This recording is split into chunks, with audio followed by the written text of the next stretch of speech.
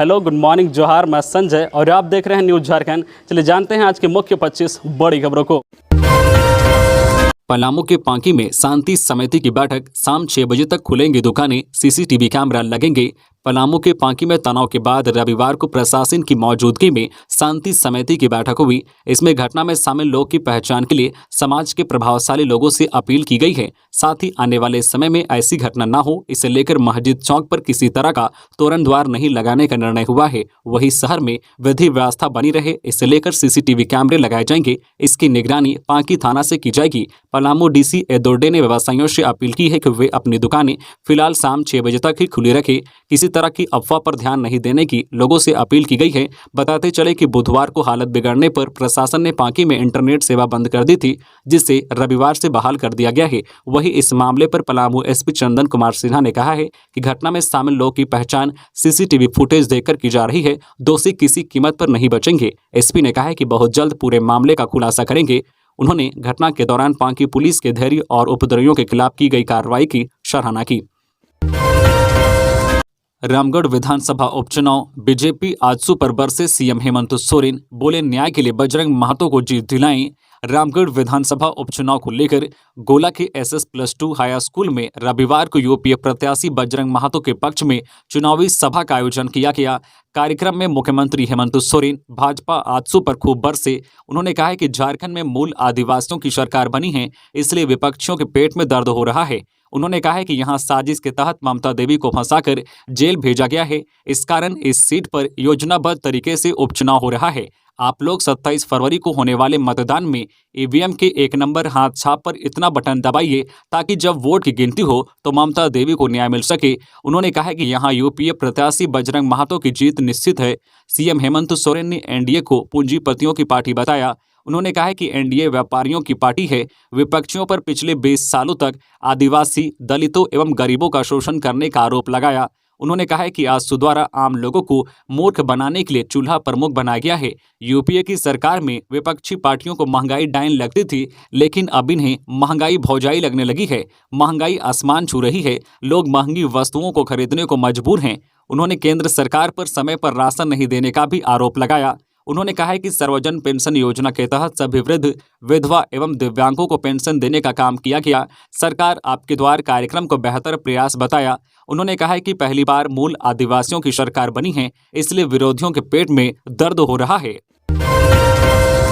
कांग्रेस प्रभारी अविनाश पांडे आज जाएंगे रांची। रामगढ़ उपचुनाव के प्रचार कार्यक्रम में लेंगे भाग। रामगढ़ उपचुनाव के लिए सभी राजनीतिक पार्टियां अपना अपना प्रचार प्रसार जोर शोर से कर रही है। इसी को लेकर अखिल भारतीय कांग्रेस कमेटी के महासचिव शाह, झारखंड प्रदेश कांग्रेस कमेटी के प्रभारी अविनाश पांडे आज यानी 20 फरवरी को दोपहर 12 बजे रांची पहुंचेंगे। यहां से वह सीधे सड़क मार्ग द्वारा रामगढ़ रवाना हो जाएंगे। इस बात की जानकारी कांग्रेस प्रवक्ता राजीव रंजन प्रसाद ने दी। बता दें कि कांग्रेस के प्रत्याशी बजरंग महतो का समर्थन करने रविवार को मुख्यमंत्री हेमंत सोरेन रामगढ़ के गोला प्रखंड पहुंचे थे। इस दौरान मुख्यमंत्री ने भारतीय जनता पार्टी और आजसू को जमकर घेरा। झारखंड हाईकोर्ट के नए मुख्य न्यायाधीश पहुंचे रांची। सोमवार को लेंगे शपथ। झारखंड के नए मुख्य न्यायाधीश संजय कुमार मिश्रा का रांची आगमन हो चुका है।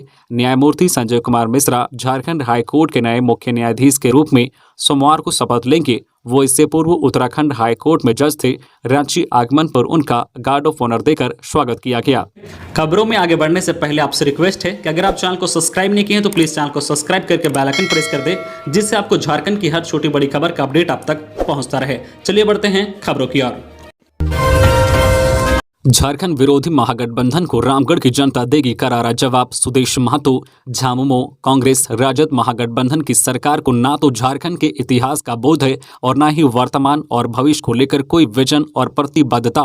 झारखंड का स्वरूप कैसा हो, इसे लेकर पिछले 3 वर्षों के कार्यकाल में सरकार ने ना तो कोई योजना बनाई, ना ही कोई रोड मैप तैयार किया। उक्त बातें झारखंड के पूर्व उप मुख्यमंत्री एवं आजसू के केंद्रीय अध्यक्ष सुदेश कुमार महतो ने कही। उन्होंने एनडीए उम्मीदवार के पक्ष में कोठार, छत्तर मांडू, हुहुआ, गोबर दराहा में जनसंपर्क अभियान चलाया। सुदेश महतो लगातार रामगढ़ विधानसभा के कई क्षेत्रों का दौरा कर एनडीए प्रत्याशी सुनीता चौधरी के समर्थन में वोट देने की अपील कर रहे हैं। सुदेश ने कहा कि विगत 3 साल में झारखंड में महागठबंधन की सरकार चल रही है, बावजूद यहां विकास का कोई ऐसा काम नहीं हुआ है जिससे जनता उन्हें वोट दे। इस सरकार में विकास कार्य रुक गया है। राज्य के इटखोरी महोत्सव की भव्य शुरुआत। श्रम मंत्री सत्यानंद भोक्ता बोले, विकसित होंगे सभी धार्मिक स्थल। झारखंड के चतरा जिले में रविवार को 3 दिवसीय राज्य के इटखोरी महोत्सव की शुरुआत हुई। मुख्य अतिथि श्रम मंत्री सत्यानंद भोक्ता, सांसद सुनील सिंह व विधायक किशुन दास ने दीप प्रज्वलित कर शुभारंभ किया। श्रम नियोजन, प्रशिक्षण एवं कौशल विकास मंत्री सत्यानंद भोक्ता ने कहा है कि मां भद्रकाली में 8 वर्षों से राज्य के इटखोरी महोत्सव मनाया जा रहा है। इस वर्ष भी धूमधाम से महोत्सव मनाया जा रहा है। चतरा जिले में मां भद्रकाली के साथ सभी धार्मिक स्थलों को विकसित करने के लिए संकल्पित हूं। सभी धर्म स्थलों को जोड़कर इनके विकास की दिशा में काम किया जाएगा। चतरा जिले में विकास के लिए गांवों तक योजनाओं को पहुंचाया जा रहा है। अंतिम पायदान पर बैठे व्यक्ति तक विकास का लाभ पहुंचे, इसी दिशा में काम हो रहा है। विकास के मुद्दे पर दलगत भावना से ऊपर उठकर काम करना होगा। मां भद्रकाली की ख्याति अब देश विदेश में हो रही है। सोशल मीडिया के माध्यम से मां भद्रकाली का व्यापक प्रचार प्रसार हो रहा है। जस्टिस संजय मिश्रा आज झारखंड हाई कोर्ट के 14वें मुख्य न्यायाधीश पद की लेंगे शपथ। झारखंड हाई कोर्ट के 14वें मुख्य न्यायाधीश जस्टिस संजय कुमार मिश्रा को आज राज्यपाल सीपी राधाकृष्णन शपथ दिलाएंगे। राजभवन स्थित बिरसा मंडप में सोमवार को सुबह 11 बजे जस्टिस संजय कुमार मिश्रा शपथ ग्रहण करेंगे। इसके बाद वह अपना कार्यभार संभालेंगे। जानकारी के मुताबिक विधि मंत्रालय ने शुक्रवार को जस्टिस संजय मिश्रा को झारखंड हाई कोर्ट के चीफ जस्टिस के पद पर नियुक्ति के लिए अधिसूचना जारी की थी। बताया जा रहा है कि शपथ ग्रहण के अवसर पर राज्य के मुख्यमंत्री हेमंत सोरेन, राज्य के अन्य मंत्री, हाई कोर्ट के अन्य न्यायाधीश, महाधिवक्ता और स्टेट बार काउंसिल के अध्यक्ष, निर्वाचित सदस्य एवं अन्य गण्यमान्य लोग मौजूद रहेंगे। पलामू हिंसा में आतंकवादियों का हाथ, चतरा के सांसद सुनील सिंह का दावा। पलामू जिला के पांकी में हुए 2 समुदायों के बीच हिंसक झड़प को चतरा के सांसद सुनील कुमार सिंह ने सुनियोजित साजिश करार दिया है। कहा है कि इसके पीछे आतंकवादी ताकतें शामिल हैं। उन्होंने कहा है कि पूरी तैयारी के साथ घटना को अंजाम दिया गया। इस हिंसा के तार अन्य प्रदेशों के आतंकवादियों से भी जुड़े हैं। उन्होंने कहा है कि महाशिवरात्रि जैसे महान पर्व को मनाने पर रोक लगाना हिंदुओं की आस्था पर प्रहार है।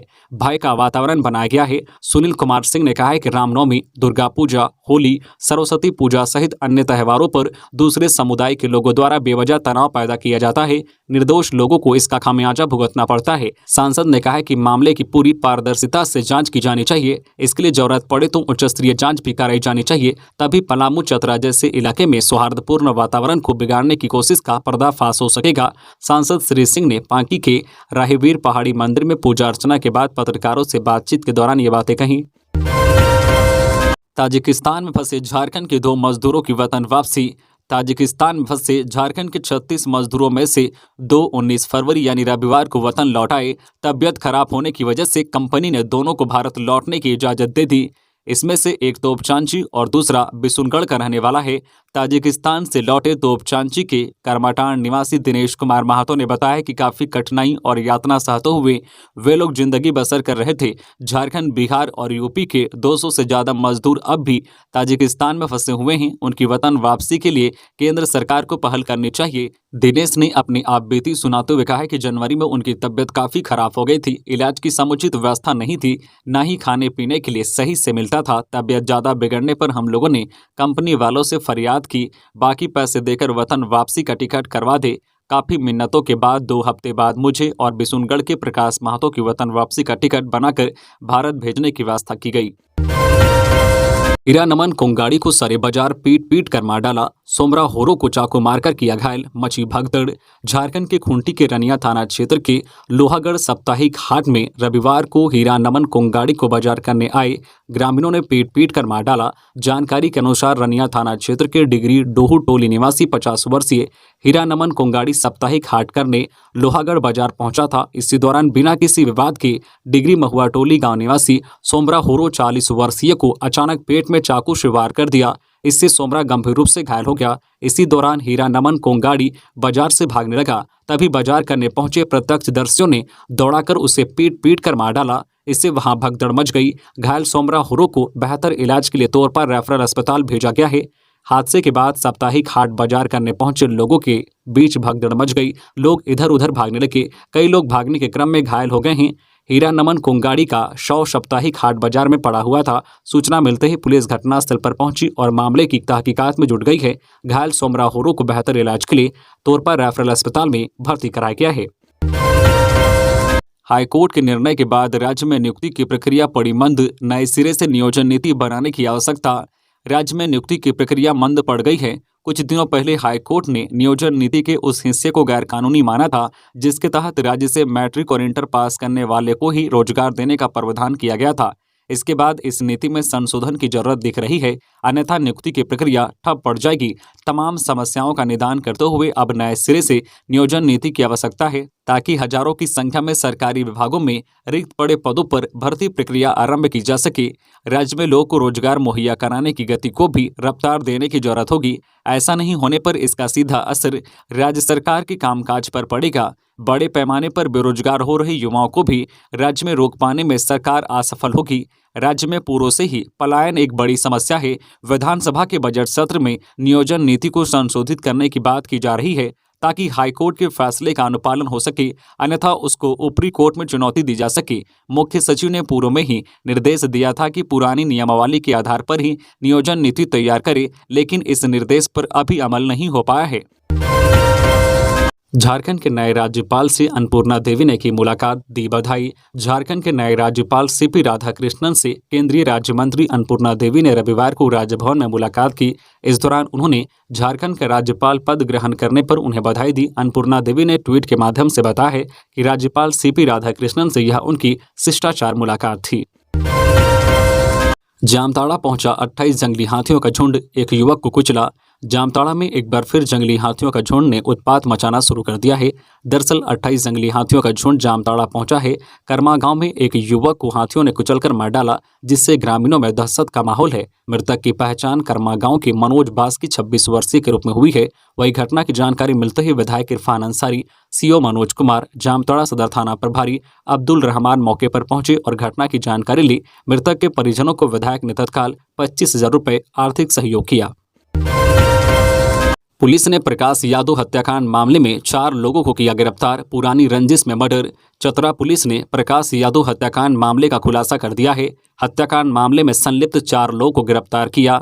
गिरफ्तार लोगों में सिंटू कुमार, संजय कुमार, प्रवीण यादव और विक्की कुमार शामिल हैं। बता दें कि 14 फरवरी को जिला के सदर थाना क्षेत्र के दीभा मोहल्ला स्थित तालाब के पास से पुलिस ने एक युवक का शव बरामद किया था। युवक की पहचान प्रकाश यादव के रूप में हुई थी, जिसके बाद एसपी राकेश रंजन के निर्देश पर एसआईटी टीम की गठन की गई। वही टीम ने मामले की गंभीरता को देखते हुए 48 घंटे के भीतर हत्याकांड में संलिप्त 4 लोगों को गिरफ्तार कर लिया।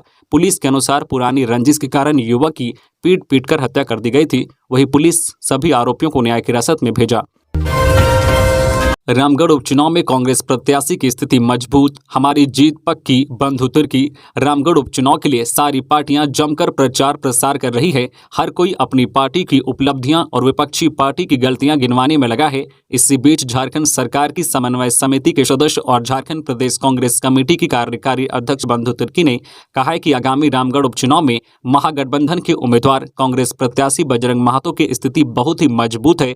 इस उपचुनाव के बाद एक बार फिर से यह साबित हो जाएगा कि हेमंत सोरेन सरकार झारखंड और यहां के लोगों के हित में सही दिशा में सकारात्मक कार्य कर रही है। बंधु तिर्की ने आगे कहा कि भारतीय जनता पार्टी के नेतृत्व वाली केंद्र सरकार केवल और केवल अपनी बातों से लोगों को भ्रमित करने का प्रयास कर रही है। उसे किसी हाल में झारखंड में सफलता नहीं मिलेगी। राज्यपाल सीपी राधाकृष्णन से राज्य के पूर्व मुख्यमंत्री रघुवर दास ने शिष्टाचार मुलाकात की। झारखंड के राज्यपाल सीपी राधाकृष्णन से राज्य के पूर्व मुख्यमंत्री सह भाजपा के राष्ट्रीय उपाध्यक्ष रघुवर दास ने रविवार को यहां शिष्टाचार मुलाकात की। श्री दास ने कहा है कि झारखंड के विकास के प्रति उनकी रुचि और सकारात्मकता देखकर काफी प्रभावित हुआ हूं। मुझे पूर्ण विश्वास है कि उनके अनुभव और विजन का लाभ झारखंड को मिलेगा। जेल में बह रही शिक्षा की बयार, स्कूलों की तरह सज रही पाठशाला। रांची के डुमरदगा स्थित बाल सुधार गृह में अब कैदियों को शिक्षा दी जा रही है। इन बाल कैदियों को सुरक्षाकर्मी ही शिक्षित कर रहे हैं। सैप कमांडेंट कर्नल JK सिंह के नेतृत्व में किशोरों को पढ़ाया जा रहा है। बाल कैदियों को जुर्म की दुनिया से बाहर निकालने के लिए शिक्षा एक बेहतर माध्यम है, इसलिए पढ़ाई शुरू कर दी गई है। नॉर्मल स्कूल की तरह ही जेल में भी क्लास लग रही है। बिल्कुल उसी तरह से रूटीन फॉलो करवाया जा रहा है। सुरक्षाकर्मी 2-2 घंटे की क्लास ले रहे हैं। बाल कैदी पहले नहा धोकर हॉल पहुंचते हैं, उसके बाद प्रार्थना होती है, फिर सब्जेक्ट वाइज पढ़ाई शुरू होती है। कर्नल JK सिंह ने इस अच्छे कार्य का बीड़ा उठाया है। सिविल सेवा की तैयारी करने वाले अभ्यर्थियों के लिए आईएएस मनीष रंजन ने लिखी नई पुस्तक। सिविल सेवा की प्रारंभिक एवं मुख्य परीक्षा की तैयारी कर रहे अभ्यर्थियों के लिए 2002 बैच के झारखंड कैडर के अधिकारी डॉक्टर मनीष रंजन ने एक नई पुस्तक लिखी है। उन्होंने भारतीय कला एवं संस्कृति पर एक पुस्तक लिखी है। बता दें कि वर्तमान में मनीष रंजन पेयजल एवं स्वच्छता विभाग के सचिव हैं। छात्रों के लिए भारतीय कला एवं संस्कृति पुस्तक काफी उपयोगी साबित हो रही है। इसमें भारतीय कला, भारतीय संस्कृति एवं भारतीय विरासत नामक 3 खंडों में विभाजित करते हुए प्रत्येक खंड की तार्किक दृष्टिकोण से विभिन्न अध्यायों में विवेचना की गई है। वेतन भुगतान की तिथि तय नहीं होने पर निदेशकों का फिर होगा घेराव। एचईसी को चलाने की योजना और वेतन भुगतान की तिथि पर अधिकारियों से वार्ता नहीं हुई तो निदेशकों का फिर घेराव किया जाएगा। गुरुवार को उत्पादन निदेशकों का 5 घंटे तक अधिकारियों ने घेराव किया था। उस समय उत्पादन निदेशक ने इस सप्ताह वेतन और एचईसी को चलाने की कार्य योजना सभी निदेशकों के साथ बताने का आश्वासन दिया था। सोमवार से अधिकारियों का आंदोलन जारी रहेगा। मुख्य गेट के सामने प्रदर्शन करेंगे और प्रबंधन से वेतन भुगतान की तिथि बताने की मांग करेंगे। एचईसी अधिकारियों और कामगारों का कहना है कि 16 माह से उन्हें वेतन नहीं मिल रहा है। बिना पैसे के उन्होंने सभी त्यौहार गुजारे हैं। पैसे के बिना बच्चों की पढ़ाई, शादी विवाह नहीं कर पा रहे हैं। बीमारी का इलाज भी नहीं करा पा रहे हैं। बैंक लोन का समय पर ईएमआई नहीं देने से उन्हें जुर्माना भी भरना पड़ रहा है। अब स्थिति बर्दाश्त से बाहर हो गई है। एचईसी के निदेशकों को वेतन कब मिलेगा इसकी तिथि बतानी होगी। एचईसी को चलाने की कार्य योजना भी बतानी होगी। एचईसी को चलाने की इच्छा केंद्र सरकार की है या नहीं, इसे बताना होगा। इन सब सवालों का जवाब अब प्रबंधन को देना होगा। इस सप्ताह प्रबंधन की ओर से स्थिति स्पष्ट नहीं की गई तो फिर घेराव किया जाएगा। सांसद खेल महोत्सव के समापन कार्यक्रम में राज्यपाल ने की शिरकत। कहा, युवाओं के लिए खेल एक बेहतर विकल्प। राजधानी रांची के खेलगांव में 3 दिवसीय सांसद खेल महोत्सव का समापन रविवार को हुआ। सांसद खेल महोत्सव के समापन कार्यक्रम में बतौर मुख्य अतिथि के रूप में राज्य के राज्यपाल सीपी राधाकृष्णन मौजूद रहे। राज्यपाल सीपी राधाकृष्णन का खिलाड़ियों ने अभिनंदन किया तो वही सांसद और रांची के उप महापौर संजीव विजयवर्गीय ने मोमेंटो देकर उनका स्वागत किया। राज्यपाल का स्वागत करते हुए रांची के सांसद संजय सेठ ने कहा कि यह उनके लिए सौभाग्य की बात है कि एक दिन पूर्व ही राज्य के नए राज्यपाल ने शपथ ली और दूसरे दिन रांची जिले के खिलाड़ियों के मनोबल को बढ़ाने के लिए सांसद खेल महोत्सव कार्यक्रम में पहुंचे हैं। सांसद संजय सेठ ने बताया है कि इस महोत्सव में 17 प्रखंड के 200 पंचायतों के 5000 खिलाड़ियों ने हिस्सा लिया है। कार्यक्रम में मुख्य अतिथि के रूप में मौजूद राज्यपाल सीपी राधाकृष्णन ने खिलाड़ियों और महोत्सव में मौजूद लोगों को संबोधित करते हुए कहा है कि युवाओं के लिए खेल एक बेहतर विकल्प है। जिस प्रकार से रांची के सांसद संजय सेठ ने सांसद खेल महोत्सव का आयोजन किया है वो बहुत ही सराहनीय है। 7 मार्च तक जुबली पार्क में वाहनों का आवागमन बंद।